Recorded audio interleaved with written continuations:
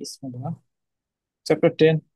তো চ্যাপ্টার 10টা ওই যে বললাম, প্রিভিয়াস চ্যাপ্টার্স গুলা concept, ideas, theories, assumptions, hypothesis এগুলা সম্পর্কে যদি ক্লিয়ার কাট আইডিয়া না থাকে, then chapter 10 is not for you. আগের জিনিসগুলা বুঝে আসতে হবে, দেন চ্যাপ্টার 10 পড়তে হবে। চ্যাপ্টার 10 হইতেছে ওগুলা সব অ্যাপ্লিকেশন, একদম real life application chapter 10। Chapter 10 আমরা সরাসরি মাল্টিন্যাশনাল লেভেলের কোম্পানি গুলা যখন তাদের ইন্টারন্যাশনাল লেভেলের ফাইন্যান্সিয়াল স্টেটমেন্ট তৈরি করে, তখন তাদের কি করছে, তাদের হোম কারেন্সিতে ব্যাক করতে হয়। কারণ Coca Cola Bangladesh, Coca Cola যখন বাংলাদেশ অপারেট করতেছে, তখন কোকা কোলা কি ডলারে বিক্রি করতেছে নাকি কোকা কোলা টাকাতে বিক্রি হতেছে? অফকোর্স টাকাতে বিক্রি হয়। ওই টাকাগুলা বিক্রি হওয়ার পর অফকোর্স ওদের ফাইন্যান্সিয়াল স্টেটমেন্টও তৈরি হয় টাকাতেই। টাকাতে যে ফাইন্যান্সিয়াল স্টেটমেন্ট গুলো তৈরি হইতেছে, ওগুলা ওগুলা কি টাকাতেই রাখতেছে ওদের ইন্টারন্যাশনাল লেভেলের কোম্পানিতে, নাকি ওগুলাকে কনভার্ট করতেছে অফকোর্স ডলারে কনভার্ট করতেছে, এক্সচেঞ্জ রেট মাল্টিপ্লাই করে বা ডিভাইড করে। আচ্ছা আচ্ছা। তো যখন করে তখন দেখা গেছে বাংলা টাকায় তারা অনেক লাভ করছে, কিন্তু যখন ডলারে কনভার্ট করে দেখছে যে হাই হাই লস হয়ে গেছে, just because of the exchange রেটের কারণে। এই যে ঘটনাগুলো ঘটতেছে, এই ঘটনাগুলো হয় উইচ ইজ রিস্ক। কারণ আমরা যখন কোন একটা কান্ট্রিতে অপারেট করি, ওই কান্ট্রিতে আমরা যেরকমই পারফরমেন্স করি না কেন, বা একটা কোম্পানি সেলসে যেরকম পারফরমেন্স থাকুক না কেন, ওইটার উপর ভিত্তি করে যখন income statement, balance sheet, cash flow, এই ফাইন্যান্সিয়াল এই স্টেটমেন্ট গুলো যখন প্রিপেয়ার করা হয়, তখন আমরা যে ভ্যালু গুলা পাই, সেই ভ্যালু গুলা অফকোর্স সমান সমান হবে না যখন এই ভ্যালু গুলাকে বা এই টাকাগুলাকে বা কারেন্সি গুলাকে হোম কারেন্সি বা যে কারেন্সি, মনে করো আমরা ইউএস, আমাদের হোম যখন ইউএস ডলারে যখন কনভার্ট করা হয়, তখন এগুলো সব চেঞ্জ হয়ে যায়। তার মানে ফাইন্যান্স ফাইন্যান্সিয়াল স্টেটমেন্টের ভ্যালু গুলা পুরোপুরি চেঞ্জ হয়ে যাচ্ছে, এবং এই চেঞ্জ হওয়াটা কার উপর নির্ভর করে? এক্সচেঞ্জ রেটের উপর। এক্সচেঞ্জ রেট যদি চেঞ্জ হয়, তাহলে অফকোর্স ট্রানজাকশনের যেই, বা সরি ট্রানজাকশন কেন বলছি, ফাইন্যান্সিয়াল স্টেটমেন্টের যে ভ্যালু গুলো পাইতেছে সেগুলো সবগুলোই চেঞ্জ হবে। এখন এক্সচেঞ্জ রেট হতে পারে আমার ফেভারে, হতে পারে আমার আনফেভারে। এক্সচেঞ্জ রেট যে চেঞ্জ হইতেছে, চেঞ্জ হওয়া মাত্রই আমি জানি না, আমি আনসার্টেন হয়ে যেতেছি যে আমার ফাইন্যান্সিয়াল স্টেটমেন্টে যে ভ্যালু গুলো আছে, সেই ভ্যালু গুলো আদৌ মানে প্রফিটেবল হবে কি হবে না আমি জানি না, বা আমি আনসার্টেন হয়ে যাই। And আমি বারবার বলছি যে ফাইন্যান্সে রিস্ক হইতেছে how much uncertain you are. So যত বেশি আনসার্টেনিটি আসবে, তত বেশি রিস্ক। তো এক্সচেঞ্জ রেটের কারণে যে আমার ফাইন্যান্সিয়াল স্টেটমেন্টের ভ্যালু গুলা এক্সচেঞ্জ রেট এক্সচেঞ্জ করার পরে, মানে এক্সচেঞ্জ রেট ইউজ করে কনভার্ট করার পর যখন আমার হোম কারেন্সিতে আমি কনভার্ট করে নিয়ে আসি, তখন ভ্যালু গুলা কি হবে আমি অ্যাকচুয়ালি জানি না। খুবই অনেক বেশি আনসার্টেন। তো যত বেশি আনসার্টেন হবো, তত বেশি রিস্ক। এন্ড এই আনসার্টিনিটি কেন হইতেছে? Because of the exchange rate. এখন এক্সচেঞ্জ রেট চেঞ্জ করে কারা? ওই কম্পোনেন্টস গুলো আমরা আগের চ্যাপ্টার গুলোতে পড়ে আসি, মানে এক্সচেঞ্জ রেট যে চেঞ্জ হয়, এই রিজন গুলো আমরা পড়ে আসছি।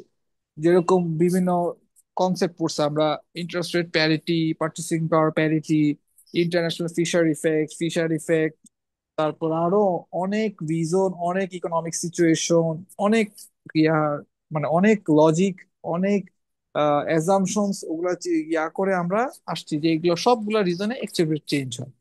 তো এক্সচেঞ্জ রেট চেঞ্জ হওয়ার কারণে আমার ফাইন্যান্সিয়াল স্টেটমেন্টস এর ভ্যালু চেঞ্জ হয়, এবং এই ভ্যালু চেঞ্জ হয়ে কি হবে সেটা যতটা আনসার্টেন হয়ে যাব, তত বেশি আমি রিস্ক ফেস করব।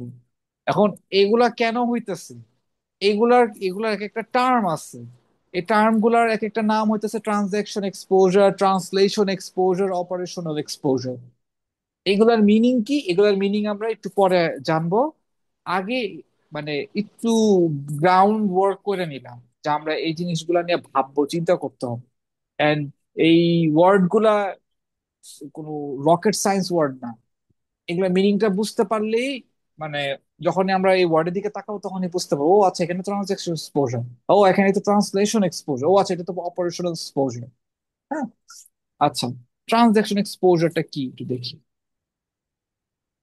changes in the recorded value of identifiable transaction of the firm, মানে কি changes in the recorded value of the identifiable transaction, মানে কি কোন একটা কোম্পানি যখন ট্রানজাকশন হয়, যেরকম কোক বেচা কিনা হইতেছে, কোক বেচতেছে আমাদের কাছে, কোক আমরা খাইতেছি, তো কোকা কোলা বাংলাদেশ কি করছে, এগুলা রেকর্ড করছে, এতটা এত লাখ টাকার সেলস হয়েছে।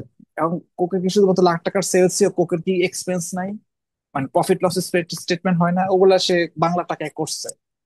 করার পরে ওখানে থাকে তার কিছু রিসিভেবল, ওখানে থাকে তার কিছু পেয়েবলস, রাইট? এগুলো তো আমরা জানি, অ্যাসেট লায়াবিলিটি, মানে ব্যালেন্স শিট, ইনকাম স্টেটমেন্ট, এই বিভিন্ন আইটেম গুলো থাকে। Results in a realise foreign exchange, মানে এটাই বুঝাইছে যে এই রিসিভেবলস বা পেয়েবল গুলো যখন আমরা ব্যালেন্স শিটে, ইনকাম স্টেটমেন্ট, যখন এই জিনিসগুলো থাকে, কোম্পানিজ গুলো থাকে, তখন যদি আমরা ফরেন এক্সচেঞ্জ রেট দিয়ে যদি আমরা ইয়া করি, কনভার্ট করি, তখন রেজাল্ট যদি অনেক সময় পাইতে পারি, প্রফিট হইছে, গেইন হইছে, বা লসও হইতে পারে। হ্যাঁ, কৃষি ক্ষেত্রে লস হতে পারে, ইনকাম আর ট্যাক্সের ক্ষেত্রে লস গেইন হতে পারে।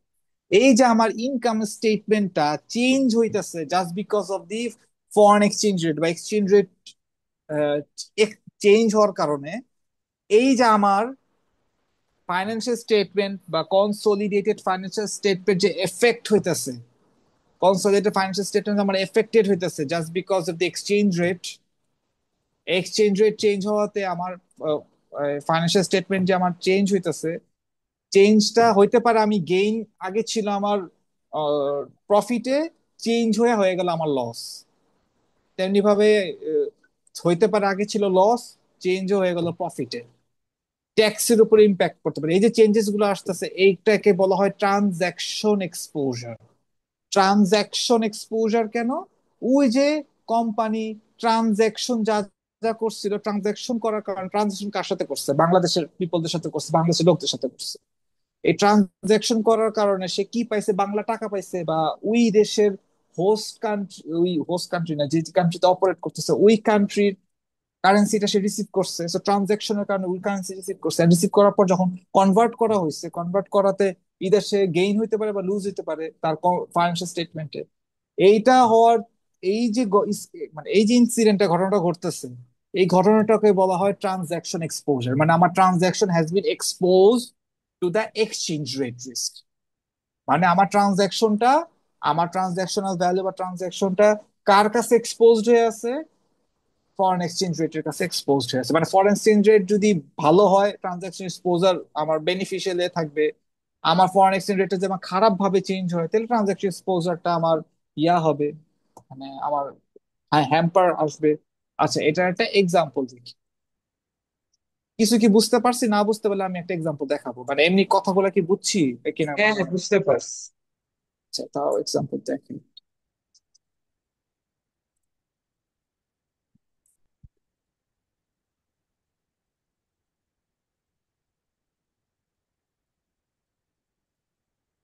আচ্ছা,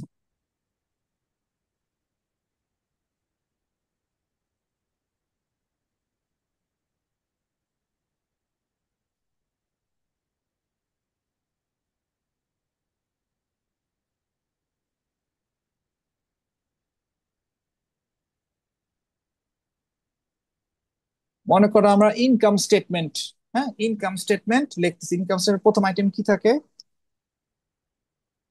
ইনকাম স্টেটমেন্ট প্রথম আইটেম কি থাকে? I am asking you question. Sorry sorry. Income স্টেটমেন্টের প্রথম আইটেম কি থাকে? ইনকাম স্টেটমেন্টে আহ সেলস, সেলস, হ্যাঁ। কি সার্চ দিয়ে বের করলা? না না, এটা আমি জানি তো। সেলস রেভিনিউ বা রেভিনিউ বা সেলস, হ্যাঁ। তারপর কস্ট অফ, সেকেন্ডটা হচ্ছে cost of something. Cost of goods sold, আচ্ছা যাই হোক। Cost of. ওইটা মনে করো আহ, হ্যাঁ,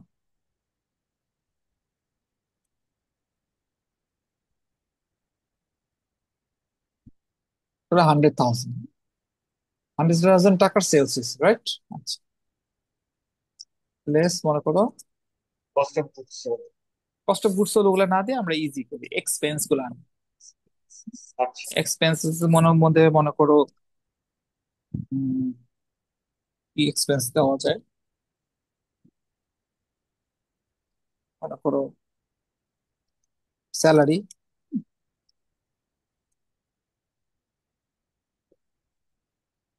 কত টাকা স্যালারি দিচ্ছি, মনে করো 25,000 টাকা, 25,000 টাকা স্যালারি দিচ্ছি না?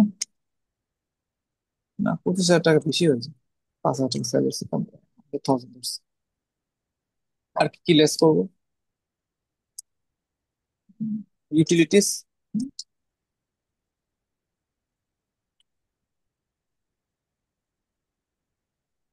ধরো 7,000 টাকা। তাহলে আমরা এখন কি পাবো? সেলস থেকে জানি গেলে তাহলে অপারেটিং প্রফিট পাবো।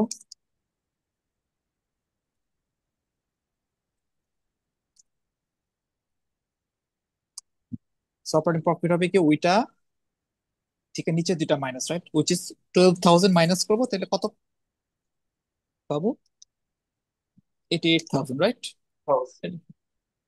তো অপারেটিং প্রফিট আরেক নাম হচ্ছে ইবিআইটি,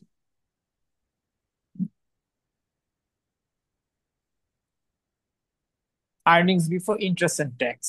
তারপর মনে করো আমি কোন লোন টোন নিচ্ছিলাম, লোন নেওয়ার জন্য আমাকে ইন্টারেস্ট পে করতে হয়েছে, সো ওই টাকাটা হইতেছে ইন্টারেস্ট এক্সপেন্স। সাপোজ ইন্টারেস্ট নিতে হয়েছে আমার 3,000,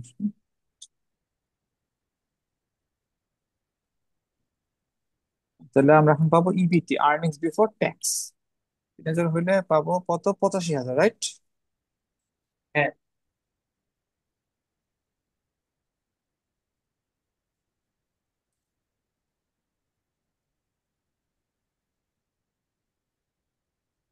তারপর আমার কি লেস করবো?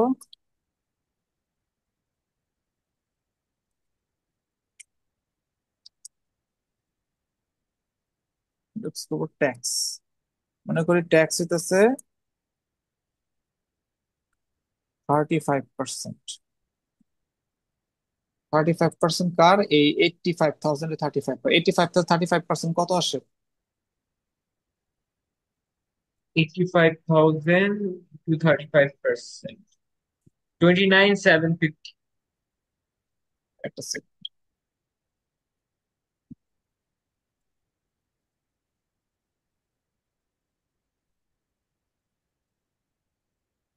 কত আসে বলো তো? 29,750।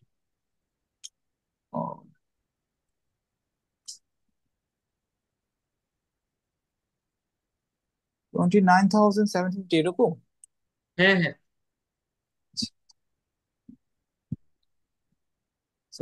ট্যাক্স মাইনাস করে দেখুন আমার কি পাবো, আমরা নেট ইনকাম, রাইট।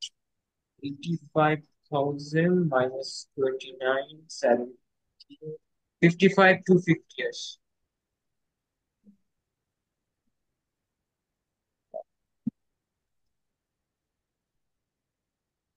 কত কত বললা? 80, স্যার কত, সরি কত? 55,250, 55,250।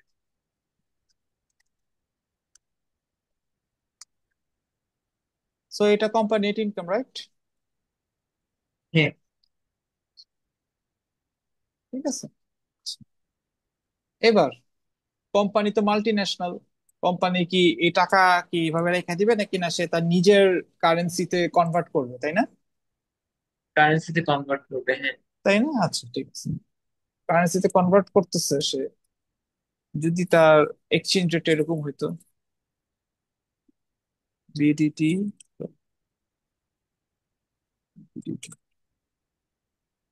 বিডিটি 121 ফর ইচ ডলার, তাহলে এটা কনভার্ট করলে কত হবে? এখানে 100,000 টাকা, বিডিটি, এটা ইউএসডি তে কনভার্ট করলে কত হবে? 100,000,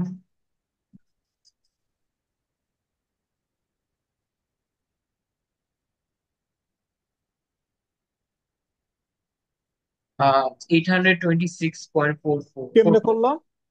826.45 কিভাবে করলাম, কিভাবে করলাম? ডিভাইড করে কার সাথে ডিভাইড করছে? 100,000 সাথে 100,000 121। divided by 121। কত আসে? 826.45. 826.45, right? হ্যাঁ, না, 826.45. 826। 0.45। আমরা বিডি থেকে ইউএসডি তে নিলাম, রাইট? ও, 0.45 বলছো, আচ্ছা। হ্যাঁ, 0.4। ঠিক আছে, আচ্ছা। তারপর দেন 5000 কে আমরা নিলে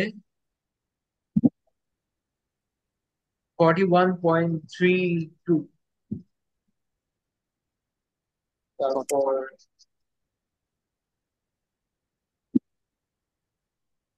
57.85। তারপর তারপর যে ওইটার থেকে এই দুইটা মাইনাস করো। হ্যাঁ, মাইনাস করে দেখো কি হয়। 41 থেকে 57। 826.45 থেকে নিচের দুইটা মাইনাস করবো। 41 থেকে 57 কেন মাইনাস করবো? আচ্ছা আচ্ছা।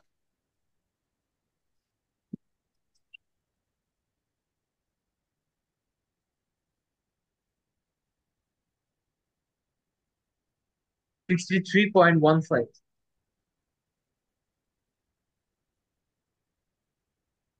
তারপর 24.79।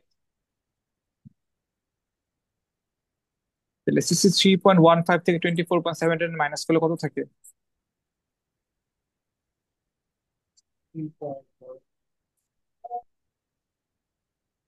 24.79, which is 38.36। আর 29,750 কে কনভার্ট করো, 29,750 এটা কনভার্ট করো ইউএসডি তে। 9,750 245.87। টু 45.87। এটা আসে, শিওর? হ্যাঁ, এটা আসছে।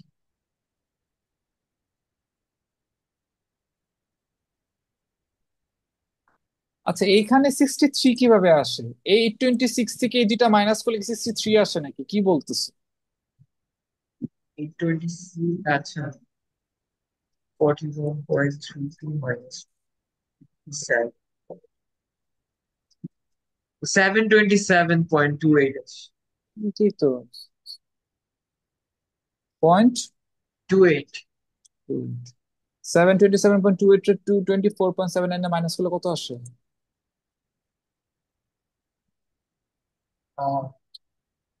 2.7, 702.49।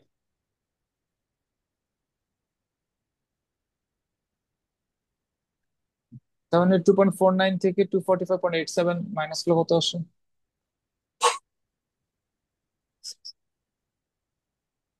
456.62। আবার বলো তো, 4। 456.62।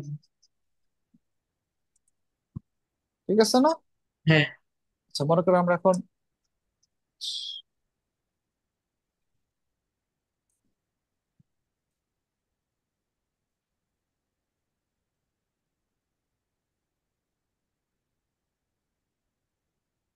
নেট প্রফিট মার্জিন বের করি। নেট প্রফিট মার্জিন হইতেছে আমার নেট ইনকাম টোটাল সেলস এর কত পার্সেন্ট। আমার নেট ইনকাম টোটাল সেলস এর কত পার্সেন্ট, হ্যাঁ। সো নেট ইনকাম যা ডিভাইডেড বাই টোটাল সেলস কত আসে দেখো তো, ভাগ দিলে। Net income by 250, total sales হ্যাঁ, 100,000, হ্যাঁ? হ্যাঁ,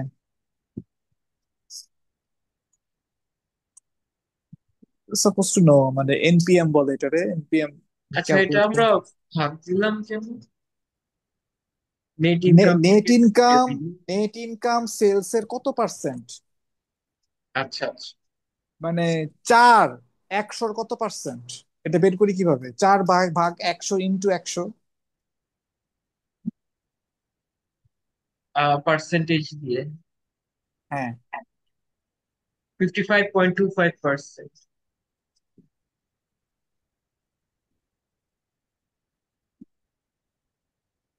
0.25%। 55.25%। বুঝছি না কেমনে বের করছি। হ্যাঁ, দুইটা ভাগ দিছি তারপর মাল্টিপ্লাই 100।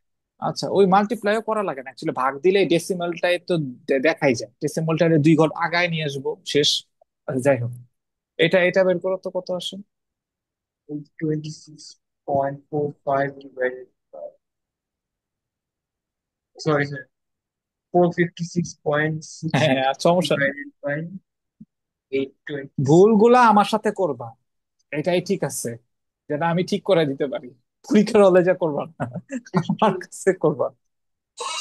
55.25 আসছে আমার। সেমই আসছে। হ্যাঁ। ঠিক আছে, সেমই আসবে, সেম আসতে হবে।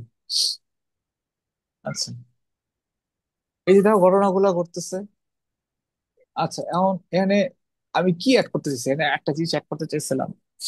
হইতেছে স্যার, বললাম তো দা, হ্যাঁ, মনে করো এটা না হইয়া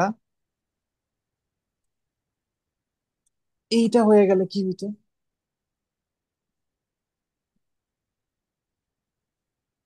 হ্যাঁ, 131 যদি হইতো তাহলে কি হইতো? তাহলে এই যে এই জায়গার ফিগার গুলো কি পাইতাম? Value in USD. আরো ফল করতো আবার না? হ্যাঁ আরো আর ফল, সেগুলো যদি ফল করতো তাহলে আমার এই যে নেট ইনকামের ফিগার গুলো ফল করতো না? হ্যাঁ এক্স্যাক্ট। আচ্ছা, এটা যদি এটা না হয়ে এইটা হইতো তাহলে কি হইতো?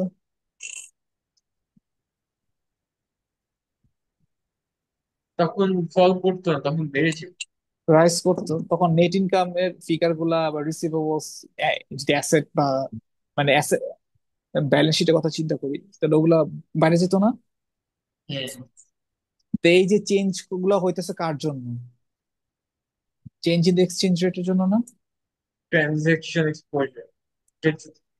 এই যে এক্সচেঞ্জ রেটের চেঞ্জের জন্য হইতেছে না? ট্রানজাকশন গুলো চেঞ্জ হইতেছে কার জন্য চেঞ্জ হইতেছে? এক্সচেঞ্জ রেট চেঞ্জ এক্সচেঞ্জ হওয়ার জন্য। রেট গুলা। এক্সচেঞ্জ রেট চেঞ্জ হওয়ার জন্য হইতেছে না?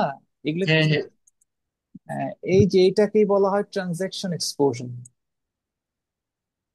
আমি কি বুঝতে পারছি? বুঝতে পারছি। এটা হয়তো এমনি না দেখালে বুঝতাম না, আমি যে এখন এতগুলা তখন কথাগুলো বলতেছিলাম, এখন কথাগুলো মানে রেলেভেন্সটা পাচ্ছি এই জায়গায়। হ্যাঁ বুঝতে পারছি মাথায় এখন ঢুকছে স্যার। না? যে হ্যাঁ এক হ্যাঁ বেটা বাংলাদেশে বা একটা দেশে অপারেট করতেছে, সেই বেটা কই পাঠাইতে দিব, তার মাদার ল্যান্ডে পাঠাইবে বা মাদার কান্ট্রিতে পাঠাইতে হবে, ওই মাদার কান্ট্রি আবার অন্য কারেন্সি। এখানে অনেক টাকা প্রফিট প্রফিট করে ফেলাছে, কিন্তু যখন এক্সচেঞ্জ করছে বা কনভার্ট করছে, গিয়া দেখে যায় হ্যাঁ, যে কিছুই কমে না, গেছে। বা বাইরেও যেতে পারে, উল্টাটাও হইতে বাইরেও পারে। যেতে। সো আমরা জানি না, এই যে এই জিনিসটা ঘটনাটা ঘটে, এই ঘটনাটাকেই বলা হয় ট্রানজাকশন এক্সপোজার। আচ্ছা আচ্ছা, বুঝতে বুঝতে পারছি? বুঝতে বুঝতে পারছি। পারছি। এবার দেখি, এখন তুমি বলতে পারবা, বলতে পারো যে হ্যাঁ, এটা তো হবেই, কারণ এক্সচেঞ্জ রেট চেঞ্জ হয়। এক্সচেঞ্জ রেট কেন চেঞ্জ হয়? Already no from the chapter 5, chapter 6, chapter 8, right? Exchange rate change হয় ওই যে ওই যে চ্যাপ্টার 5, মার্কেট। 6 ওগুলো ওখানে পড়ছো না? হ্যাঁ হ্যাঁ, সো এখানে আর এটা এক্সপ্লেন আমার আমার করা লাগবে না, বিকজ আই অলরেডি মার্কেটের এক্সপ্লেন ইন কথা। Those steps. হ্যাঁ, এক্স্যাক্টলি। আচ্ছা, so foreign exchange exposure is a measure of potential for a firm's profitability or cash flow and market value to change because of a change in the exchange rate. এখন তো কথাটা meaning বুঝছি, right? বুঝতে পারছি। আচ্ছা, an important task of financial manager is to measure foreign exchange exposure and manage it so as to maximize the profitability, net cash flow and market value of the firm. মানে এই ম্যানেজারের কাজ হইতেছে এটা এমন ভাবে ম্যানেজ করা এই জিনিসটা যেন তার প্রফিটাবিলিটিটা হাই থাকে বা ম্যাক্সিমাম থাকে। হুম। আচ্ছা, so types of foreign exposure, foreign exchange exposure. So কয় টাইপের ফরেন এক্সচেঞ্জ এক্সপোজার আছে? 2 টাইপের আছে। দাঁড়াও, সেটাকে copy দিই।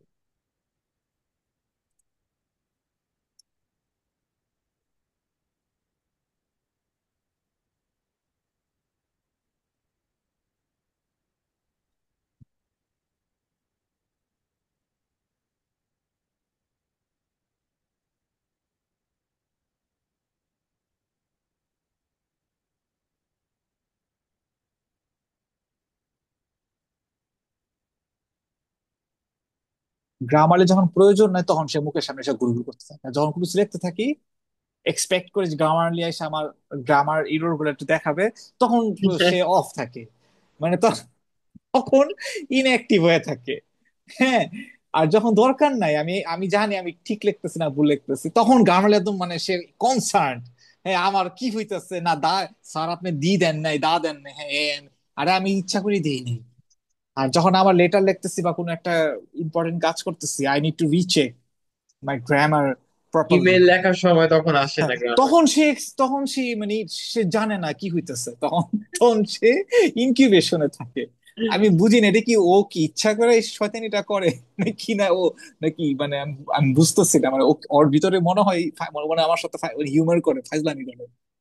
হ্যাঁ, আচ্ছা যাই হোক, বুঝতে আমিও বুঝতেছি না মানে কি বলবো আসলে।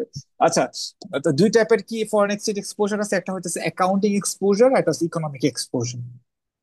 অ্যাকাউন্টিং এক্সপোজার কোন দুইটাকে অ্যাকাউন্টিং এক্সপোজার বলে, একটা হচ্ছে ট্রানজাকশন এক্সপোজার যেটা আমরা মাত্র পড়ে আসছি, আহ, ট্রানজাকশন আর একটা হইতেছে ট্রান্সলেশন এক্সপোজার। দুটাকেই অ্যাকাউন্টিং এক্সপোজার বলে, মানে অ্যাকাউন্টিং এক্সপোজার যখনই শুনবো তখন দুইটা এক্সপোজারের কথা বলে, একটা ট্রানজাকশন এক্সপোজারের কথা বলে, আর একটা ট্রান্সলেশন এক্সপোজারের কথা বলে। আচ্ছা আচ্ছা, বুঝতে পারছি। আচ্ছা, ট্রানজাকশন এক্সপোজারটা কি, ওই যে চেঞ্জ হওয়ার জন্য আমার ফার্মের কনসোলিডেটেড ফাইন্যান্সিয়াল স্টেটমেন্টে যে চেঞ্জেস গুলো আসে, ঠিক আছে, ওইটা হইতেছে আবার ট্রানজাকশন এক্সপোজার। আর ট্রান্সলেশন এক্সপোজারটা আমরা একটু পরে আলোচনা করব। সো অ্যাকাউন্টিং এক্সপোজার দুইটা এক্সপোজার আছে, একটা হচ্ছে ট্রানজাকশন এক্সপোজার, একটা হচ্ছে ট্রান্সলেশন এক্সপোজার। ট্রানজাকশনটা আমি অলরেডি বলে ফেলছি, একটা আলোচনা করছি, ট্রান্সলেশনটা একটু পরে আলোচনা করব। আচ্ছা, errors from the contracts and accounts being denominated in the foreign currency. আচ্ছা, ইকোনমিক এক্সপোজার, সো আরেকটা এক্সপোজার হচ্ছে ইকোনমিক এক্সপোজার, যেটা আরেক নাম হইতেছে অপারেটিং এক্সপোজার। আরেকটা হচ্ছে operating exposure is the potential change in the value of the firm from its changing global competitiveness. So exchange রেটের জন্য না, যদি ফার্মের ভ্যালিউ চেঞ্জ হয় তার গ্লোবাল কম্পিটিটিভনেসের উপর ভিত্তি করে বা ডিপেন্ড করে, তখন ওই এক্সপোজারকে বলা হবে ইকোনমিক বা অপারেটিং এক্সপোজার। স্যার আমি কিছু বুঝি নাই, আমি বলতেছি, সাপোজ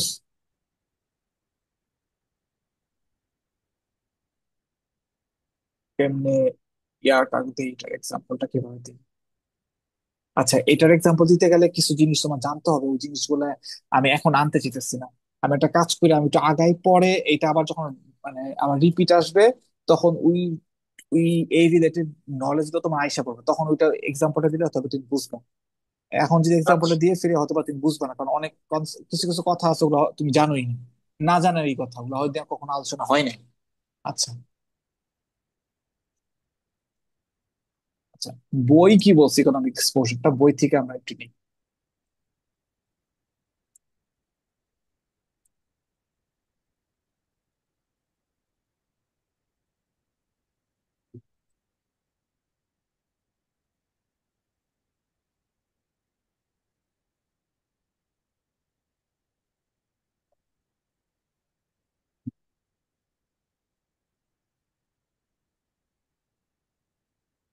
আমরা কি কর্পোরেট ফাইন্যান্সে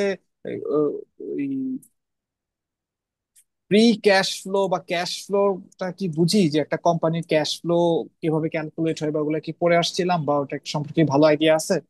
হ্যাঁ হ্যাঁ, ক্যাশ ফ্লো সম্পর্কে আইডিয়া আছে। আচ্ছা, ক্যাশ ফ্লো হচ্ছে রাইট। তো হ্যাঁ একটা কোম্পানি ইনকাম মানে ইনকাম করা ক্যাশ ফ্লো করা কিন্তু সেম না। একটা সেম, হ্যাঁ। কোম্পানির ক্যাশ সেম না, একটা কোম্পানির ইনকাম করা ক্যাশ ফ্লো আসা সেম না।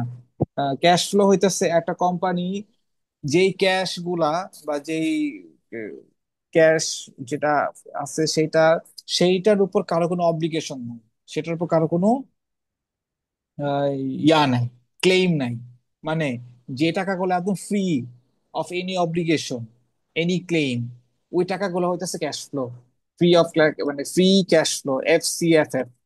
হ্যাঁ, ওই ক্যাশ ফ্লো গুলা হইতেছে, ওই ক্যাশ ফ্লো গুলো অ্যাকচুয়ালি কোম্পানির ভ্যালু ডিসাইড করে। কিভাবে ভ্যালু ডিসাইড করে?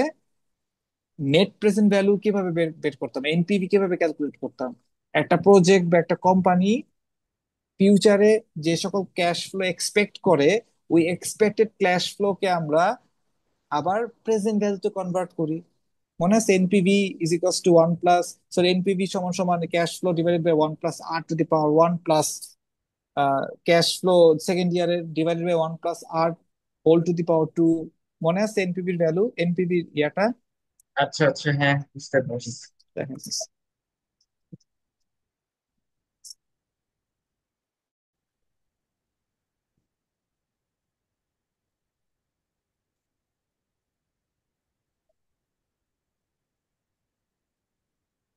এই যে এটা মনে আছে?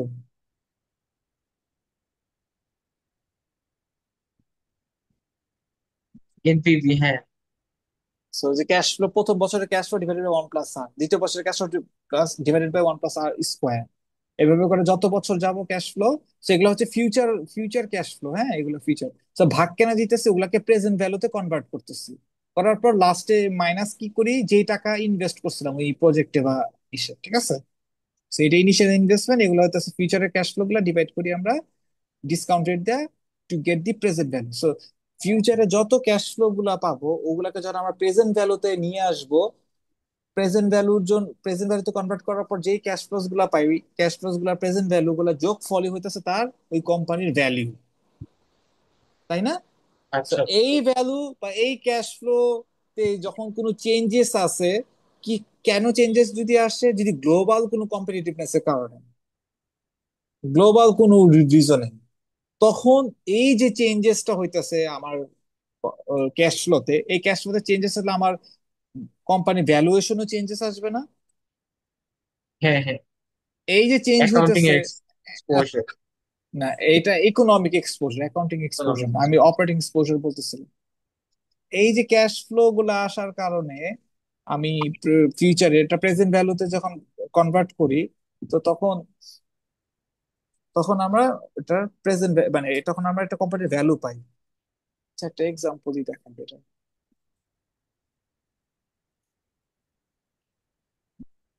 মনে করো একটা কোম্পানি প্রথম বছর আর্ন করছে $100, দ্বিতীয় বছর আর্ন করছে $200, তৃতীয় বছর ক্যাশ ফ্লো হয়েছে $400। আচ্ছা, এগুলা এমনি না। মনে করো তুমি একটা কোম্পানি দিছো, হ্যাঁ, মনে করো আরজু ইলেকট্রনিক্স।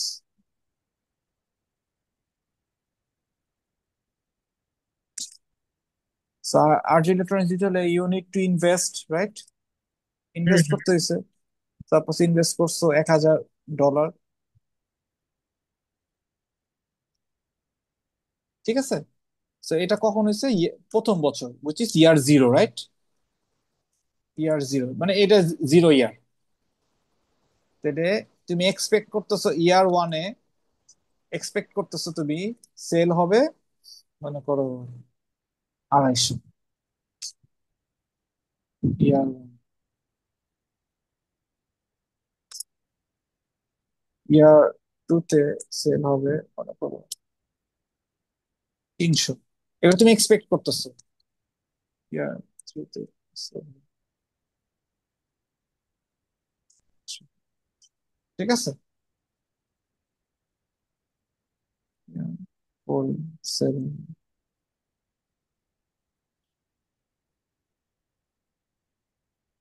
400। এগুলো তুমি এক্সপেক্ট করতেছো হবে, হ্যাঁ, 4 বছরের তোমার এই ক্যাশ ফ্লোস গুলা তুমি ইনকার করবা, হ্যাঁ? তাহলে তোমার ভ্যালু কত? তাহলে আরজু ইলেকট্রনিক্স এর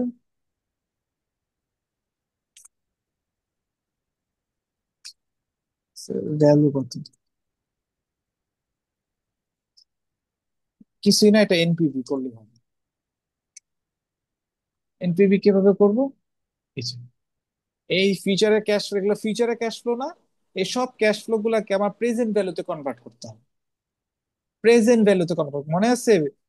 PV is equals to F B by 1 + r⁴ হ্যাঁ হ্যাঁ সো ওইটাই করব। প্রথম বছরের ফর্মুলা হইতেছে F B divided by 1 + r⁴ দ্বিতীয় বছরের ফর্মুলা হইতেছে এই যে এরকম,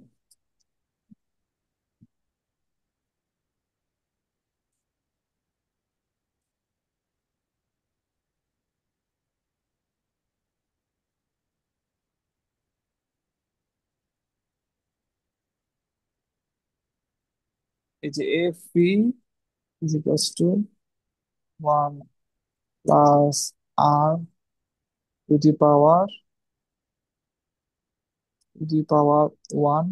তাই না? বুঝতেছি না এটা? বুঝছি তো, রাইট? হ্যাঁ পরের বছরটা হবে F B is equals to, এটা 2 হবে দ্বিতীয় বছর যেহেতু, তাই না? আচ্ছা আচ্ছা। এটা তো বুঝতেছি, এটা তো জানি, রাইট নাকি? হ্যাঁ হ্যাঁ, একটু বুঝি।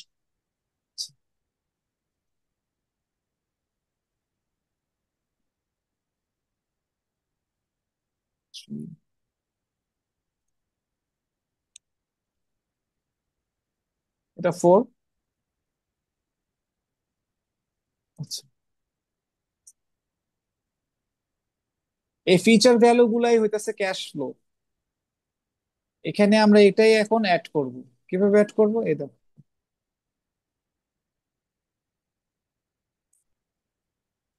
so এটা হইতেছে ক্যাশ ফ্লো প্রথম বছর, রাইট? তারপর যোগ করব পরের বছরের, তাই না? আচ্ছা আচ্ছা। তারপর যোগ করবো তার পরের বছর।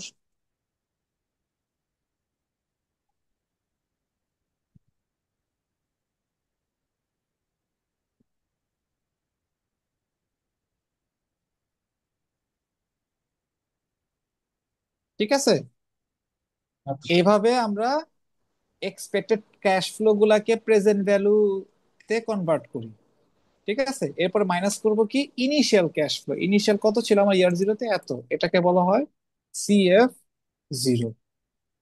ঠিক আছে, সেটা মাইনাস করে দিব কি CF0। ঠিক আছে, এভাবে এনপিভি বের করে বা একটা কোনো কিছুর ভ্যালুয়েশন এভাবে বের করে। ঠিক আছে, বুঝতে পারছি, কোনো কিছু হ্যাঁ হ্যাঁ। ভ্যালুয়েশন এভাবে বের করে। ঠিক আছে, তো যদি বের করতে চাই, এটা কেমনে বের করবো?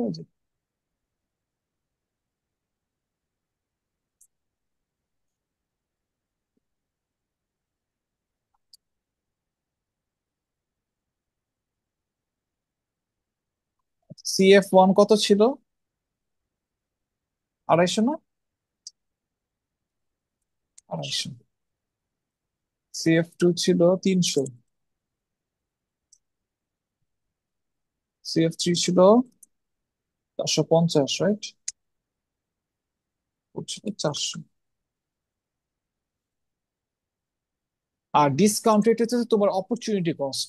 মানে তুমি এই টাকাটা, এই টাকাগুলা তুমি চাইলে এই যে ইনভেস্টমেন্টের টাকাটা, এই ইনভেস্টমেন্টের টাকাটা তুমি চাইলে ব্যাংকে রাখতে পারতা না? বা অন্য কোথাও রাখতে পারতা না?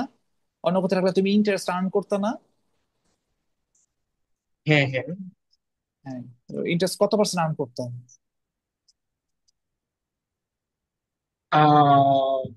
ক্যালকুলেট করে বের করতে হবে। ক্যালকুলেট করে কিভাবে বের করবো? ব্যাংকের জিজ্ঞাসা করবা যে ব্যাংকে আপনি এখানে জিজ্ঞেস রাখলে করবো। কত, কত হইতে পারে সেটা। ব্যাংকের ইন্টারেস্ট রেটের উপর ডিপেন্ড করে ওটা। ইন্টারেস্ট রেট ওয়েট, ইন্টারেস্ট রেটের উপর ডিপেন্ড করে? ইন্টারেস্ট রেট, ইন্টারেস্ট রেটের উপর ডিপেন্ড কেমন করে? যাই হোক, ডিসকাউন্ট রেট, ইন্টারেস্ট রেটের ডিসকাউন্ট রেট, ওটা এই ইন্টারেস্ট রেট ডিসকাউন্ট করবে, এটা আমার অপরচুনিটি কস্ট। সো আমার আটটাই হচ্ছে ডিসকাউন্ট রেট, উইচ ইজ 0.1। এটা 0.1।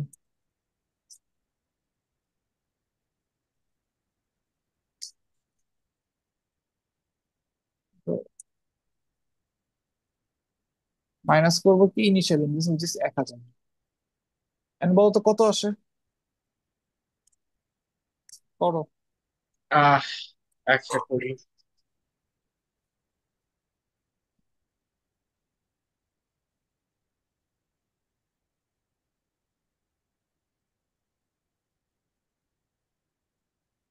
Plus,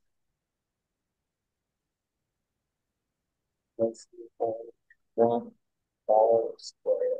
Yes. 40 divided by plus 0.1 power. 40 divided power plus 0.1 power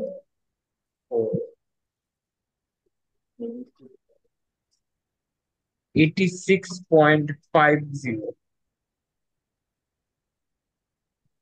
86.50? হ্যাঁ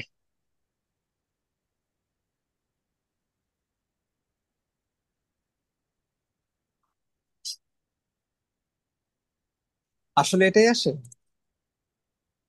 হ্যাঁ এটাই আসছে। ওয়ান 86.50।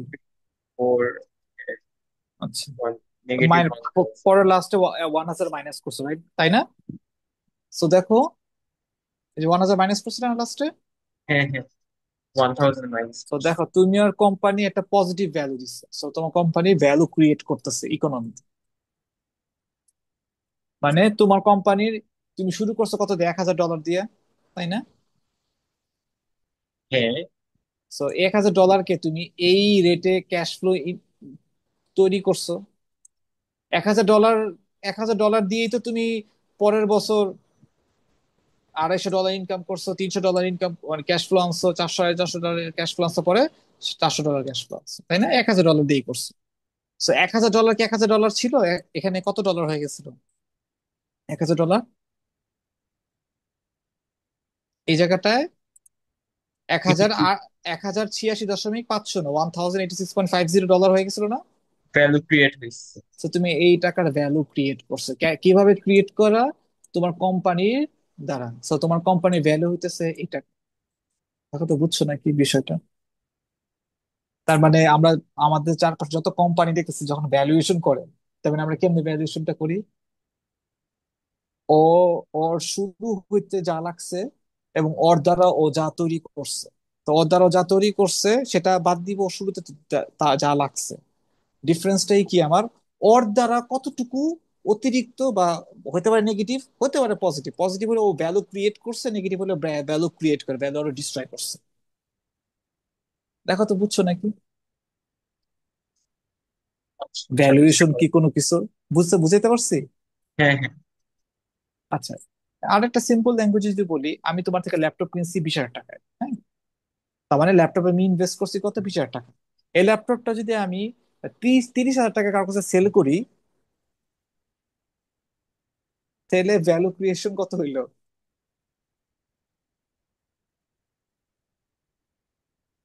কোনো কথা নাই। ল্যাপটপটা সেল করছেন, আহ তো আবার বলবেন। ল্যাপটপটা তোমার থেকে কিনছি 20,000 টাকায়, বিশ টোয়েন্টি হাজার টাকা থাউজেন্ড এই ল্যাপটপটা আমি আরেকজনের কাছে সেল করছি 30,000 টাকায়, 30,000। আচ্ছা, তাহলে 10,000 টাকা আপনি প্রফিট, আচ্ছা, ভ্যালু ক্রিয়েট করছি। ভ্যালু ক্রিয়েট করছেন। মার্কেটে তো এটার ভ্যালু 20,000 টাকায়, কারণ তুমি 20,000 টাকা আমার কাছে সেল করছো, রাইট? হুম তো হুম। আমার কাছ থেকে কেউ কেন 10,000 টাকা এক্সট্রা দেয় এই ল্যাপটপটা কিনে নিবে? তার মানে, তার মানে কি? তার মানে আমি ল্যাপটপটা সেল করার সময় বা সেল করার আগে ল্যাপটপের ভ্যালু আমি 30,000 টাকা ক্রিয়েট করছি, 10,000 টাকা এক্সট্রা ক্রিয়েট করছি, এটা আমি ক্রিয়েট করছি। তেমনি ভাবে কোম্পানিতে যদি 1,000 টাকার জিনিস থাকে, সে কি 1,000 টাকা জিনিসই বেচে?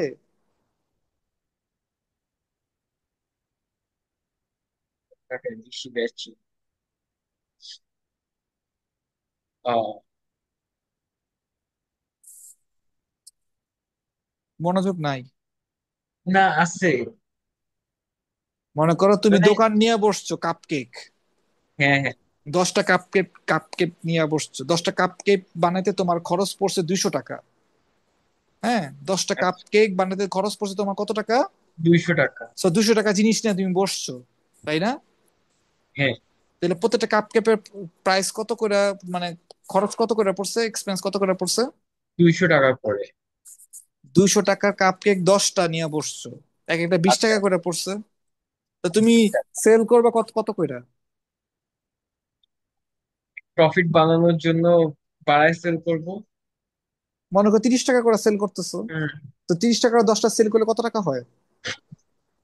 30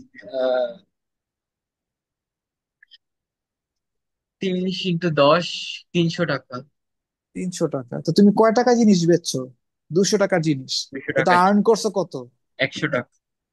আর্ন করছো 300 টাকা, বেচছো তুমি 200 টাকার জিনিস। এই যে আর্ন যে 300 টাকা করলা, 100 টাকা অতিরিক্ত কিভাবে করলা? বিকজ আমি বাড়ায় বাড়ায় সেল করছি, দ্যাটস ওয়াই। তুমি ভ্যালু ক্রিয়েট করছো। ভ্যালু ক্রিয়েট করছি, হ্যাঁ। মানে তুমি বুঝো না, তুমি বাড়ায় কি তুমি মানে মানুষ কি ছাগল? তো তুমি মানুষ এই জিনিসের দাম তো জানে যেটা কত। তো মানুষ কি ছাগল যে ইচ্ছা করে 10 টাকা বেশি দিয়ে কিনবে তোমার থেকে? সেই কারণ আমি জিনিসটা তো ভ্যালু ক্রিয়েট করছি ভাই। এইটাই বলতেছি। হ্যাঁ, এইটাই এক্স্যাক্টলি বলতেছি, এই যে তুমি যে ভ্যালুটা ক্রিয়েট করছো, এইটাই হচ্ছে তোমার আরজু কাপকেকের ভ্যালু। এইটা তোমার কাপকেকের ভ্যালু, বা তোমার তোমার ভেঞ্চারের ভ্যালু, বা তোমার এন্টারপ্রাইজের ভ্যালু। বুঝতেছো আমি কি বুঝতে পারছি। কোন জায়গায় হিটটা করছি? হ্যাঁ হ্যাঁ, বুঝতে পারছি, কারণ আমি স্টল বসাইছি, তারপর কাপ কেকের ডিজাইন করছি। যা কিছু হোক, ইউ ক্রিয়েটেড দ্যাট ভ্যালু। কেমনে করছো আই ডোন্ট নো। তুমি ভ্যালু ক্রিয়েট করছো, ওই ভ্যালু কতটুকু ক্রিয়েট করছো, ওই ভ্যালুটাই হইতেছে তোমার ভেঞ্চারের বা তোমার কোম্পানির ভ্যালু। এখন সব কোম্পানির কথা চিন্তা করো তো, ওরা ভ্যালুয়েশন কেমনে করে? ওরা যত টাকার জিনিস বা আছে ওদের, অত টাকার জিনিস থেকে ওরা কত টাকা সেল করে বা কত টাকার ভ্যালু ক্রিয়েট করছে, ওটা জাস্ট ডিফারেন্স করে মাঝখানের যে মার্জিনটা বা মাঝখানে যে ভ্যালু ক্রিয়েশনটা, ওইটাই ওদের ভ্যালু হচ্ছে। আইফোন এত টাকা দিয়ে আমরা কেন কিনি? আইফোন বানাইতে লাগে কত, সর্বোচ্চ 12,000 টাকা, 12,000 থেকে 20,000 টাকা লাগে। তো এই 20,000 টাকার ফোন আমরা 1 লাখ টাকা দিয়ে কেন কিনি? বিকজ 80,000 টাকার ওরা ভ্যালু ক্রিয়েট করছে। তুই পার ফোনের পিছনের 80,000 টাকা, ওরা যতগুলো ফোন বিক্রি করে অতগুলা দিয়ে মাল্টিপ্লাই করলে ওদের কোম্পানির ভ্যালুয়েশন বেড়ে যাবে। রাইট, বুঝতে পারছি।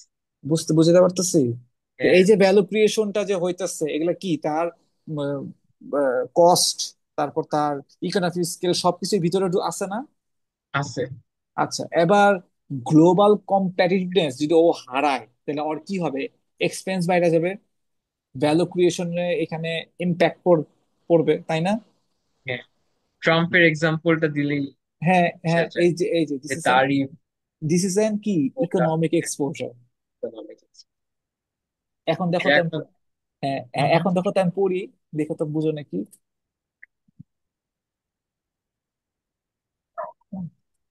Changes in the expected future cash flow of the firm from unexpected change in the exchange rate। এই যে ফিউচার যে ক্যাশ ফ্লো গুলা, এই যে আমরা আর্ন করতেছি, এগুলো আমরা তখন আবার এখানে তো ডলারে লিখছি।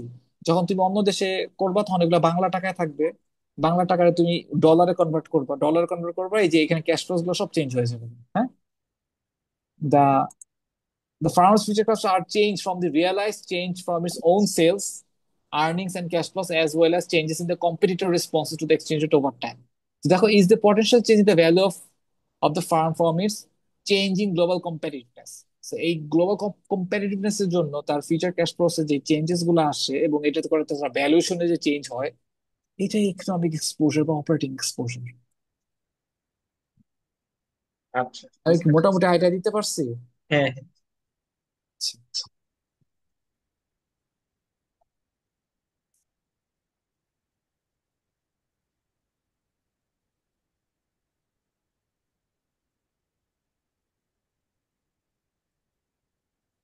আচ্ছা, এই দেখো ভ্যালুয়েশন মডেল বের করছে। আমি যেটা লিখছি এটাই অ্যাকচুয়ালি এভাবে লিখছে। ইসিএফ হইতেছে expected cash flows to be received of the end of the period. এই যে এই ক্যাশ ফ্লোস গুলো আমি এক্সপেক্ট করতেছি, CF1 দিয়ে বুঝিছি আমি। হ্যাঁ, আমি এগুলো এক্সপেক্ট করতেছি আমি রিসিভ করবো এত টাকা এত টাকা এত টাকা, আমি কিন্তু শিওর জানি না। আমি শিওর জানি ইয়ার জিরোতে আমি এত টাকা খরচ করছি, পরের বছরগুলোতে আমি এত এত টাকা ক্যাশ ফ্লো আমি এক্সপেক্ট করতেছি।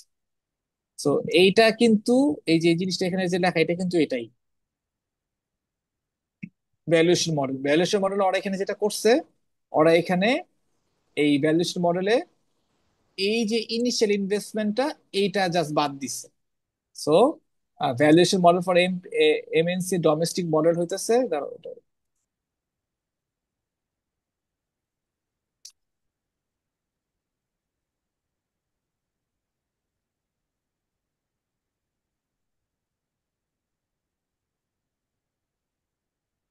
আচ্ছা। এটা শর্টকাটে লেখছে। হ্যাঁ, আমি এটা হুম। ভাইঙা দেখাই তোমাকে।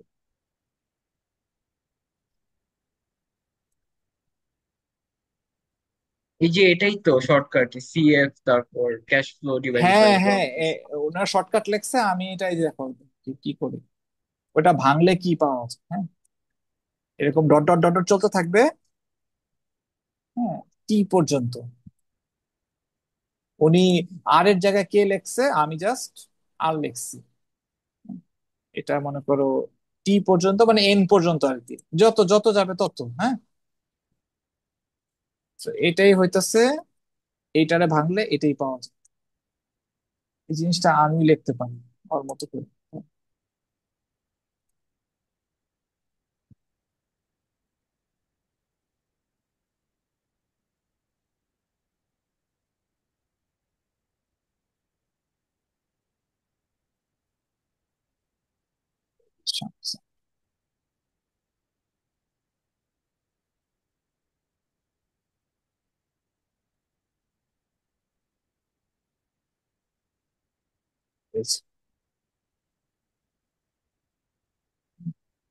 Is equals two one, one থেকে কত পর্যন্ত, এন পর্যন্ত যাবে, এবং এখানে কি ঢুকবে, এক্সপেক্টেড ক্যাশ ফ্লো।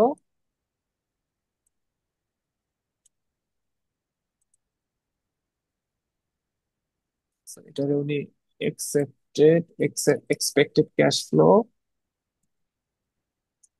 দিছে, আমি যে দিচ্ছি টি ইউকে। ঠিক আছে, এটারে ভাঙলে এই যে এটা পাওয়া যায়, এবার ভ্যালুয়েশন হয়। হ্যাঁ, বুঝতে পারছি। আচ্ছা আচ্ছা, বুঝতে পারছি। আচ্ছা, আর এই ক্যাশ ফ্লোস গুলো তো আমি বাংলা টাকায় পাইছি, তো এই ক্যাশ ফ্লো গুলোকে আমার কি করতে হবে, আমার নিজের কারেন্সিতে কনভার্ট করতে হবে। সো দেখো, এই যে ওয়েন CFJ, এই যে এটা যখন নিজের দেশের কারেন্সিতে থাকে, ওটাকে আমার কনভার্ট করে, মানে আমার নিজের হোম কারেন্সিতে কনভার্ট করতে হবে। তখন আমরা মাল্টিপ্লাই করে কনভার্ট করি। তো এই জিনিসগুলো আমরা ম্যাথের মধ্যে করব, এখানে আমি আর আলোচনা করতেছি না। আর আর ক্লাসটাকে প্রলং করব না, কারণ অনেক রাত হয়ে গেছে তোমার ওখানে, ঘুমায় পড়ো। কালকে চেষ্টা করবো আমরা আর্লি বসে, ঠিক আছে? আমি এটা স্টপ করে দিই। মোটামুটি আইডিয়া হয়ে গেছে না? কারণ কালকে যদি এগুলো নিয়ে আবার কথা বলতাম, it would have taken more time. আমি জাস্ট একটু বিল্ডিং ব্লক তৈরি করছি এগুলা, মানে যেন তোমার জানো। আচ্ছা ঠিক আছে, এতটুকু একটু হজম করি, ঠিক আছে? আচ্ছা, ঠিক আছে।